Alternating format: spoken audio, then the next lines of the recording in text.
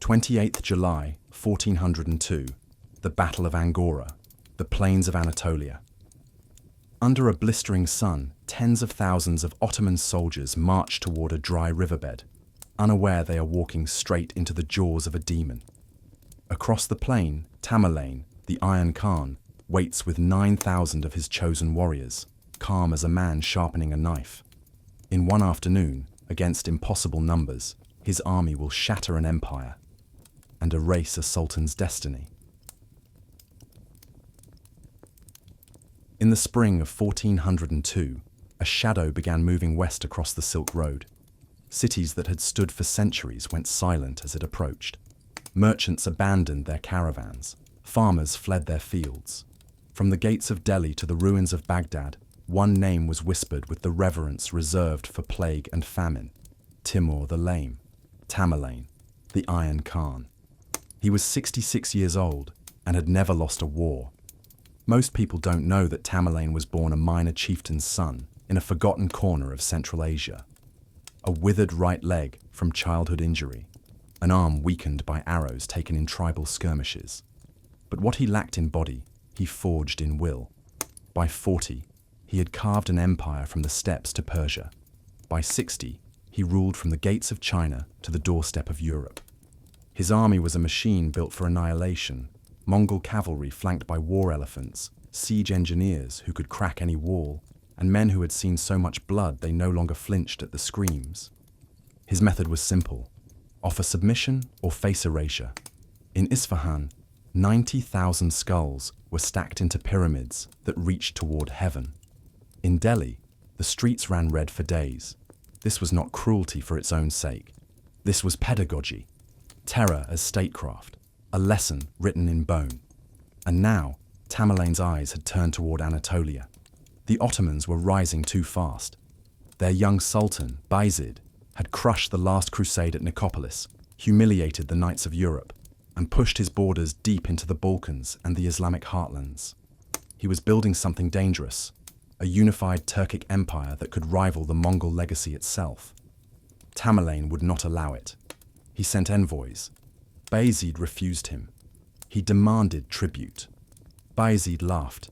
He sheltered Ottoman rivals who had fled to Samarkand, knowing it would provoke the Sultan. And it did. Inside his war tent, surrounded by maps stitched from silk and leather, Tamerlane traced the routes into Anatolia with a scarred finger. His generals stood in silence. They had learned long ago not to interrupt his thinking. Outside, the camp sprawled across the horizon, 140,000 men, perhaps more. Horses stamped, drums pulsed low and constant, like a second heartbeat. Tamerlane leaned back and closed his eyes. He could see it already. The heat, the dust, the broken standards of the Ottomans scattered across a nameless plain. He opened his eyes and looked at his commanders. Bring him to me. Bayezid Yildirim did not believe in patience. His name meant Thunderbolt, and it was earned. He moved like lightning across battlefields, striking before his enemies could entrench, withdrawing before they could counterattack. At Nicopolis, he had baited the flower of European chivalry into a killing ground and butchered 10,000 knights in an afternoon. At Kosovo, he crushed the Serbian coalitions. In Anatolia, he toppled rival beyliks one by one, absorbing their armies, their treasuries, their futures. By 1402, his empire stretched from the Danube to the Euphrates.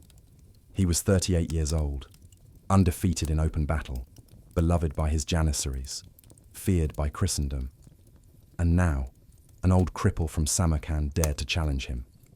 Tamerlane had invaded his territory, burned his cities, sheltered traitors who called themselves emirs. Worse, he had sent letters dripping with condescension, calling Bayezid a boy sultan, a pretender playing at empire. The insult burned hotter than any battlefield wound. Bayezid's advisors urged caution. Tamerlane's reputation was not myth. His army was vast, seasoned, merciless, perhaps diplomacy, perhaps delay. Let the Mongol grow old and die in the desert. But Bayezid was not built for retreat. He summoned his war council in the fortress of Bursa, the Ottoman heartland. His janissaries stood like iron statues along the walls. His Anatolian vassals knelt before him, emirs and beys whose loyalty was measured in gold and fear. His Serbian auxiliaries, Christian warriors bound by treaty, waited in silence. Bayezid rose from his throne and spoke with the calm certainty of a man who had never tasted defeat. Timur has come to Anatolia believing I will cower behind walls like the Persians. He believes I will sue for peace like the Mamluks. He does not understand what he faces. He looked across the room, meeting every eye. We march to Angora. We meet him on open ground, and I will bring his head back in chains. The room erupted in war cries. Drums began to beat. Outside, the army began to gather. 85,000 men, the largest force the Ottomans had ever assembled, and every single one of them believed they would win. Central Anatolia in summer is a furnace without mercy. The plains stretch endlessly, baked white under a sun that bleaches bone and cracks stone. The wind carries no relief, only dust that coats the tongue and burns the eyes. Water is survival, shade is salvation, and in the summer of 1402, both were vanishing. The city of Angora sat at the crossroads of ancient trade routes, fed by a network of wells and a seasonal river that flowed cold from the distant mountains.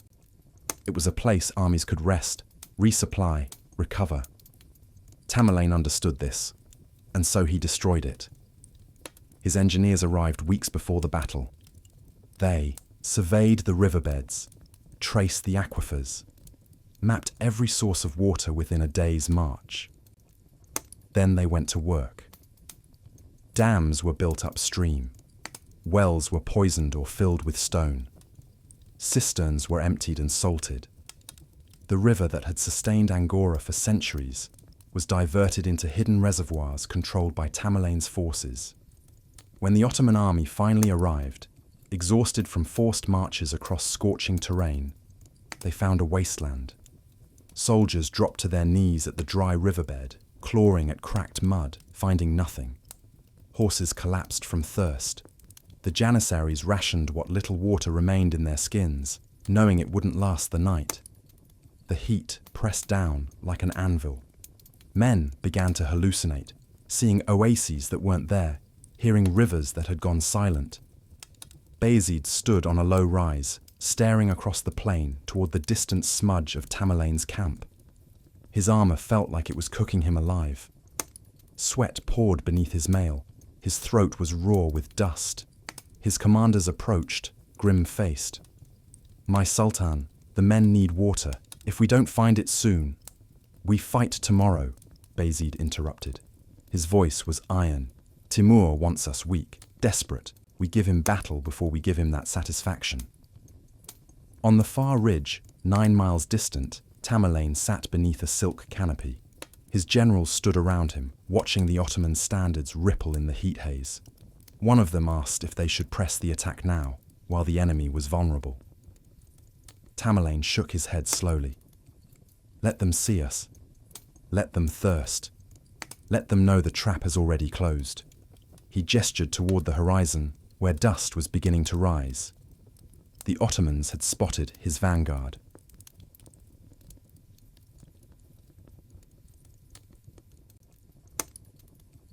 The battle began at dawn with drums. Not Ottoman drums. Those were scattered, desperate, trying to rally exhausted men who had spent the night without water. These were Tamerlane's war drums, deep, rhythmic, unhurried. The sound rolled across the plain like distant thunder, and with it came the first movement of his army.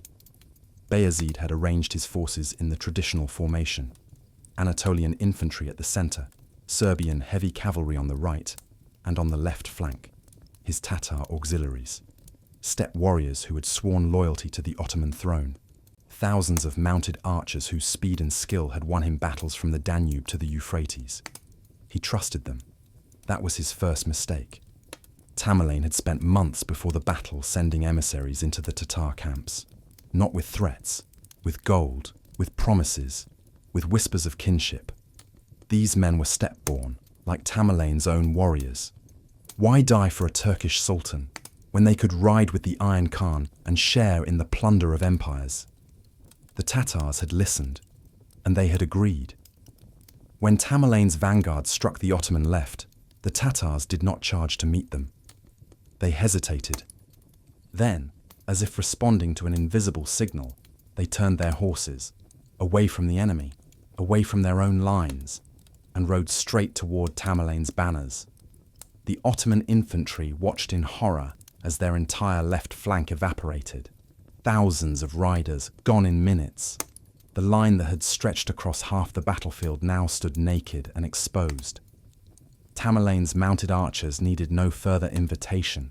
They surged into the gap like water through a cracked dam, loosing arrows in waves that blotted out the sun. Men fell, clutching their throats. Horses screamed and collapsed. Officers shouted orders that no one could hear over the chaos. Bayezid stood in his stirrups, staring at the place where his flank had been. His face went white beneath the dust. The heat was monstrous, armor baking skin, throats cracked and bleeding from thirst. And now this. He turned to his commanders, voice raw. Reform the line, now! But the trap had already begun. Most people don't know that Tamerlane's genius was not in courage or numbers. It was geometry. His favorite tactic was called the tulughma, the encirclement. Layers upon layers of cavalry, each one circling the enemy at different speeds, different ranges, collapsing inward like the coils of a serpent. It required discipline, patience, perfect timing, and Tamerlane had spent 40 years perfecting it. The first wave of horse archers struck the exposed Ottoman left and then withdrew before the infantry could close. The second wave came from a different angle, firing into the Ottoman center, then melting back into the dust. The third hit the right flank, forcing the Serbian cavalry to wheel and chase shadows. Every Ottoman charge met empty air. Every stand was answered with arrows from 3 directions. The formations began to stretch, then fracture, then collapse inward as men instinctively sought the safety of the center. Exactly as Tamerlane intended. By midday, the Ottomans were no longer fighting a battle. They were dying inside a tightening noose. The Janissaries, Bayezid's elite infantry, the best trained soldiers in the Islamic world, formed a square in the center of the carnage. Shields locked, spears out, refusing to break even as arrows rained down and horses thundered past in every direction. Men dropped from heat exhaustion before a single blade touched them. Others collapsed clutching empty water skins, lips cracked and bleeding. The sun climbed higher. The temperature soared past anything human bodies were meant to endure. Armor became ovens, mail seared skin. Men tore off their helmets and vomited dust. And still the circles tightened. Tamerlane sat on his warhorse at the edge of the killing ground, watching with the expression of a man observing a mathematical proof. His generals waited for orders. His reserve forces, 15,000 fresh cavalry, hidden since dawn behind a low ridge, stood ready. He had not needed them yet. But now, as the Ottoman square began to waver, as Bayezid's banners started to sink beneath the tide of dust and bodies, Tamerlane raised one hand. The gesture was almost gentle. His officers understood. Horns blared. The reserve forces crested the ridge like a breaking wave, pouring down onto the battlefield with the weight of an avalanche. Tamerlane spurred his horse forward. The final strike was coming.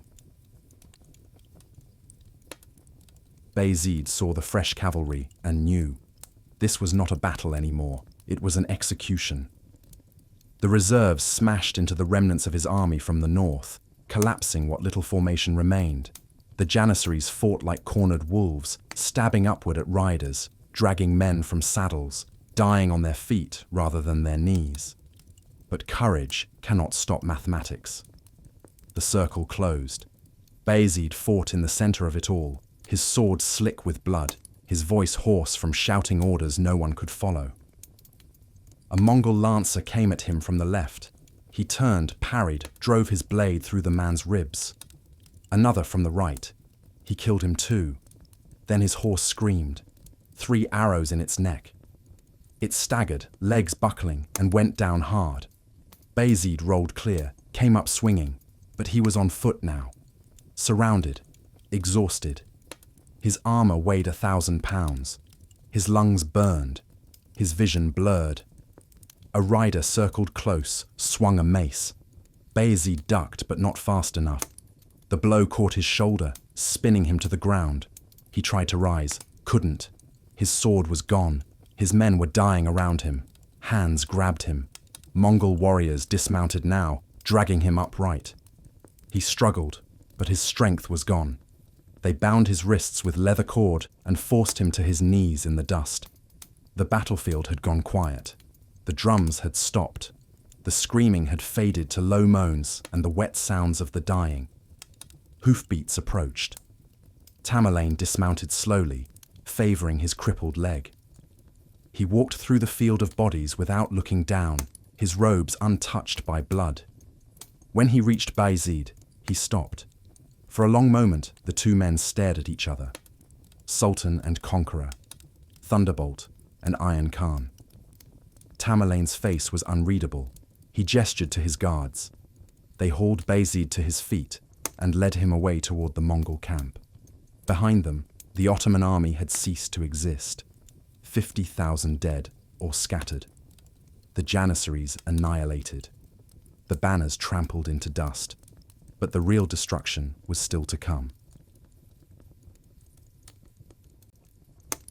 The plain of Angora looked like the end of the world. Bodies stretched from horizon to horizon. Ottoman soldiers twisted in the positions they had died, clutching throats pierced by arrows, reaching toward water that never came, curled around stomach wounds that had taken hours to kill. The Janissaries lay in their square formation, dead where they had stood, shields still locked even in death. Serbian cavalry sprawled beside their horses. Anatolian infantry lay in heaps where the tulughma had crushed them. 50,000 corpses baking under the Anatolian sun. Tamerlane's soldiers moved through the carnage with the efficiency of men who had done this before. They collected weapons, stripped armor from the dead, gathered anything of value. What couldn't be carried was burned. The wounded who could not walk were shown a single mercy, a blade across the throat. No prisoners were taken from the common ranks. There was no profit in feeding mouths that couldn't work, but the princes, Bayezid's sons, were worth keeping. 2 were captured trying to flee toward Bursa. Another was found hiding in a grain cart, dressed as a peasant. Tamerlane ordered them held separately, never together, always watched. Ottoman princes were valuable. They could be ransomed. Or better, they could be weaponized. The cities that had supported Bayezid learned what resistance meant. Smyrna, which had refused to open its gates, was sacked so thoroughly that travelers a decade later reported finding streets still lined with skulls. Ephesus was stripped of everything worth taking and left to collapse into ruin. Minor fortresses simply vanished, their garrisons slaughtered, their walls pulled down stone by stone. This is the detail Hollywood always misses. Tamerlane didn't just win battles, he erased the possibility of future resistance. The wells around Angora were filled with Ottoman dead, a deliberate act to poison the water and ensure no army could gather there again. The fields were salted, the trade routes severed. The plain became a graveyard that would take generations to recover. In the Mongol camp, scribes calculated the plunder: gold, silk, horses, slaves, the wealth of an empire now flowing east towards Samarkand. And in the center of it all, in a tent surrounded by guards, Bayezid sat in chains and stared at nothing. Tamerlane entered once, looked at him, said nothing, and left. 3 days later, the caravan began the long march back to Samarkand, and with it, the Sultan of the Ottomans, bound, humiliated, broken. The cage is the part everyone remembers. Whether it was real remains one of history's most bitter controversies. Ottoman sources deny it. European chronicles swear it happened. Tamerlane's own historians remain conveniently silent. The truth, like most truths from 1402, is buried beneath 8 centuries of propaganda and myth. What we know for certain: Bayezid was imprisoned, he was displayed, he was paraded through Tamerlane's territories as proof of the Mongols' supremacy. Whether the prison was iron bars or guarded tents, the humiliation was absolute. Bayezid, who had never bowed to anyone, was now a trophy. Letters reached him from his sons, desperate pleas for ransom, for negotiation, for anything that might secure his release. But the sons were already tearing each other apart. With their father captured and the empire leaderless, the Ottoman succession became a bloodbath. Brother turned on brother, provinces declared independence. Anatolia fractured into the chaos it had been before Bayezid united it. Europe watched in stunned silence. For 20 years, the Ottomans had been the nightmare on Christendom's doorstep. Unstoppable, expanding, seemingly ordained by God to swallow the West. And now, in a single afternoon, they had been shattered. Kings and popes who had prayed for deliverance barely knew how to react. Some called it divine intervention. Others feared Tamerlane would turn west next and make the Ottomans look merciful by comparison. Bayezid lasted 8 months in captivity. The official cause of death was recorded as apoplexy, a stroke, perhaps brought on by shame and despair. Unofficial accounts suggest he took his own life. Others whisper he was poisoned to prevent a rescue or ransom that might complicate Tamerlane's plans. The truth died with him. His body was returned to Bursa and buried without ceremony. The Thunderbolt Sultan, who had crushed crusades and conquered kingdoms, was laid to rest in silence while his empire devoured itself. Tamerlane did not attend. He had already moved on. By the time winter came, he was marching east again, toward China, toward new wars, toward the horizon that never seemed to satisfy him. He left Anatolia in ruins, the Ottomans crippled, and a power vacuum that would take decades to fill. 1 year later, Tamerlane himself was dead. Fever took him on the road to Beijing. His empire, built on terror and brilliance, collapsed within a generation. But the wound he carved into the Ottoman state never fully healed. Chapter break.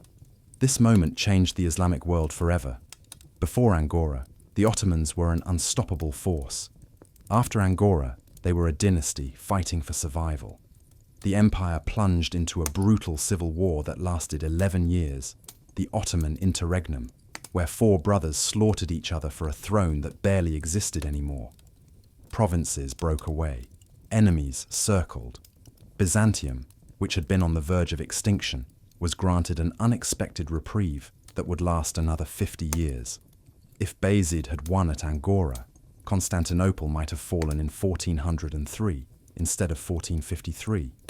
The shape of Europe, the trajectory of the Renaissance, the fate of Eastern Christianity, all of it hinged on one afternoon in the Anatolian desert. But he didn't win. Tamerlane did, and the cost was written in dust and blood across a plain that still bears the scars. Historians argue endlessly about the numbers. Some say Tamerlane's forces were evenly matched with Bayezid's. Others claim he had double the troops. But the records from those who were there tell a different story. It wasn't numbers that won Angora. It was thirst, heat, betrayal, and the cold, patient genius of a man who turned a battlefield into a trap and waited for his enemy to walk into it. 9,000 elite warriors, Tamerlane's chosen vanguard, held the center while the rest of his army carved the Ottomans apart from every direction. Against 85,000 Ottomans, against the best infantry in the world, against a sultan who had never lost. And they won. The plain of Angora is quiet now. The wells have been rebuilt, the trade routes restored. Farmers plough fields where janissaries once died standing. But on summer days, when the wind blows hot and dry across the plateau, locals say you can still hear it. The drums, the hoofbeats, the silence before the collapse. 2 empires collided under a burning sun, and only one walked away. The dust remembers everything,